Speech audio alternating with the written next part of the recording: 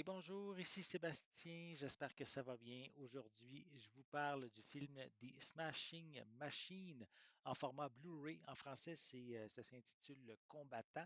C'est distribué par VVS Film, disponible depuis le 23 décembre 2025. Et le film raconte l'histoire de Mark Kerr, qu'on surnomme en fait le The Smashing Machine, qui est en fait le champion d'arts martiaux, un champion en fait d'arts martiaux mixtes et de UFC. Un film qui m'a quand même assez déstabilisé parce que c'est un genre de anti-biopic qui a été réalisé par Benny Safdie. C'est un film qui refuse de nous plonger vraiment dans l'action, hein, pour mieux observer, je dirais, de loin. J'ai trouvé la performance de Dwayne Johnson très intéressante, malgré son maquillage qui est quand même imposant, là. Il montre en fait sa performance, un Mark Kerr d'une douceur vulnérable qui contraste aussi en même temps assez violemment avec sa brutalité sur le ring. J'ai été particulièrement marqué aussi par Emily Blunt dans le rôle de Dawn, qui est sa conjointe. Justement, sa présence est assez intense, complexe également. Ça alimente une dynamique de couple un petit peu en même temps destructrice. Bien que la mise en scène quasi-documentaire m'a quand même parfois un peu rebuté, j'ai admiré cette volonté de briser les clichés habituels du film de sport.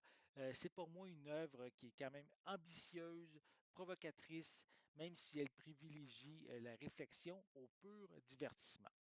Visuellement, ce transfert en Blu-ray est très bien, hein. L'image est claire, c'est précis en tout temps, avec des teintes, je dirais plutôt orangées et turquoises. Ça renforce un peu cette atmosphère de documentaire intime et mélancolique que le réalisateur veut retransmettre.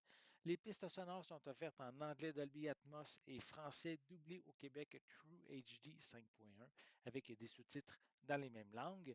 Comme supplément, on retrouve des scènes supprimées et ainsi qu'un commentaire audio du réalisateur. En fin de compte, The Smashing Machine est une œuvre expérimentale et provocatrice qui, selon moi, redéfinit le genre en privilégiant l'authenticité brute, euh, contrairement au simple spectacle que le film peut présenter.